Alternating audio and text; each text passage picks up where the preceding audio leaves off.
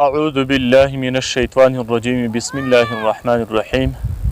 په موږ کې چې کوم اخري سورتونو تربیت موږ شروع کړو، نن به پکې د سوره قریش د تربیتي مشق کوشش کوو. ان شاء الله الله تعالی دې د زده کړې د عمل توفیق را نصیب کړي.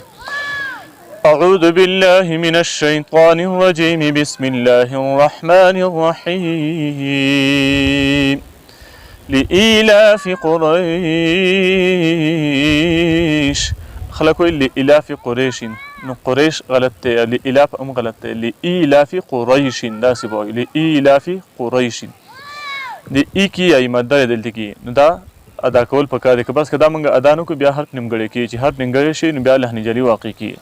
قریشین کې یا ایلین نو ری رایا زبر ری داسې ویل پکار، رایا زی ری دا نه ویل پکار. لإيلاف قريش إيلافهم رحلة الشتاء والصيف. یعنی إيلافهم دویم ایلا کی زموږ سره ولال زبر دی، ولال زبر هم قایم مقام د الفي مده وي. موږ تاسو د حروف مده په سبق کې دا ویډیو.